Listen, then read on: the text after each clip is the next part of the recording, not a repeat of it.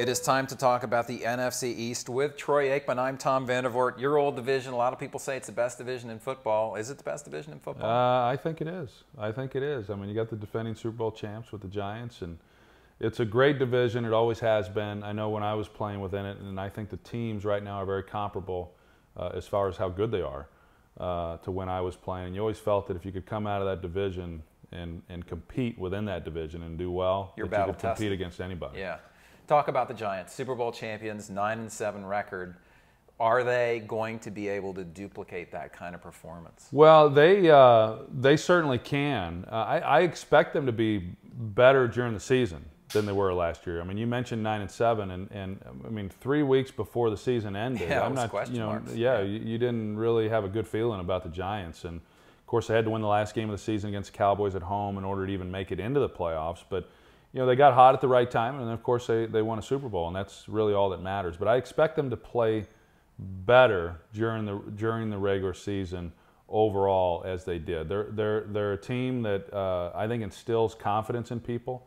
Eli Manning, I mean, it was just a couple years ago, maybe less than that, we were talking about, hey, is he one of the top players in the league? And I think right now they'd laugh you out of the room if you even suggested that. I mean, he's been outstanding. They lose a little bit offensively. They lose Mario Manningham. Of course, they lose Brandon Jacobs. Right. The tight end position, a little bit up in the air with what happened there with Hank Ballard. But yep. I like this group. I like this defense. I like Tom Coughlin. I've been saying that for years and years. He's outstanding.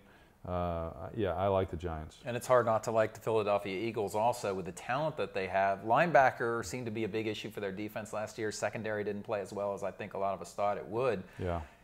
But it's very easy to see these guys now rebounding from that and having a big year. I'd be surprised if they don't rebound. They so much attention, the dream team, right, and all that going into last year, and it's hard to live up to that. And it's hard when you don't have then the off-season work to kind of unify, that talent. And I think locker room chemistry is important in this league. And they showed me something about themselves for a team that essentially was out of the playoffs to finish the year the way that they did. They won their last 4 games, and I think there's going to be tremendous carryover with that as they go into this season. Andy Reid, of course, the tragic loss of his son. Will the team rally behind that? But he's an excellent football coach, and I'd be very, very surprised if when we get into January, if we're not still talking about the Philadelphia Eagles. I'm with you. And Michael Vick as a quarterback, what's your impression of him? Just tell me how he kind of differs from maybe some of the other passers in this league.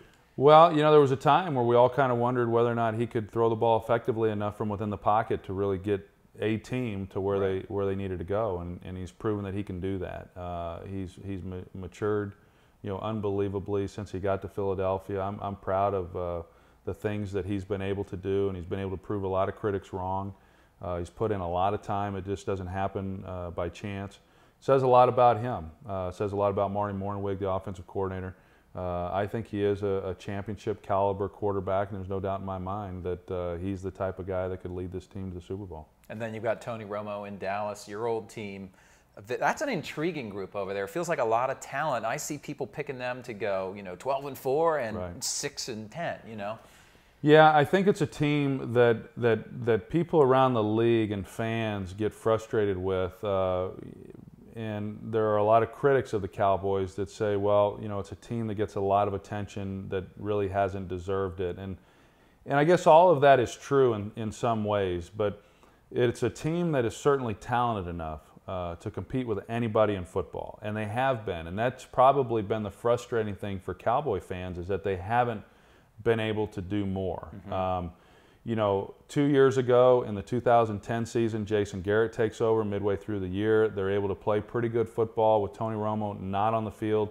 Last year they come off of that and they go 8-8 with really outstanding play from the quarterback position. And so I think the fact that Tony played so well, then you tend to look at some of the other positions, you say, well, they need to get a lot better in some areas. And that's true. Defensively, they were not very good. Rob Ryan has a lot of pressure on him this year. They've addressed some of the needs, particularly in the secondary.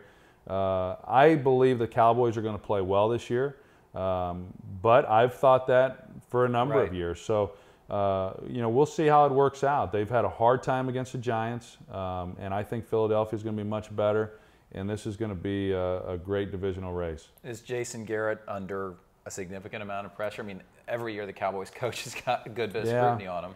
I think there's pressure on every head coach in this league, except right now for Tom Coughlin, as defending champ. Right. But yeah, I think there's some pressure. But as far as is he at risk of losing his job? No, I don't believe that to be true. I don't think that's the case. But it's a team that hasn't made the playoffs the last couple of years, and when that happens, I think you kind of start peeking over your shoulder a little bit to see what's next. And speaking of peeking over your shoulder, Mike Shanahan, Washington Redskins, Robert Griffin III. What can fans expect from Robert Griffin III and the Washington Redskins?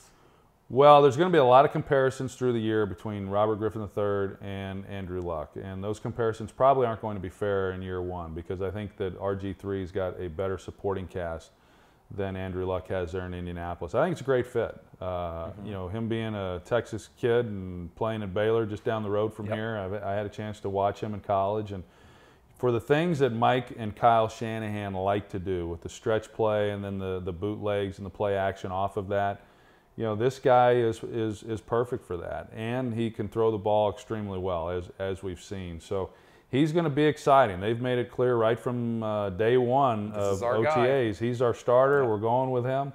And I'm just glad he's in the NFC, because I'm going to get a chance to follow him for a number of years. Absolutely. If I had to pin you down on the team that wins this division, who are you going to pick? I'd go Philadelphia. Yeah.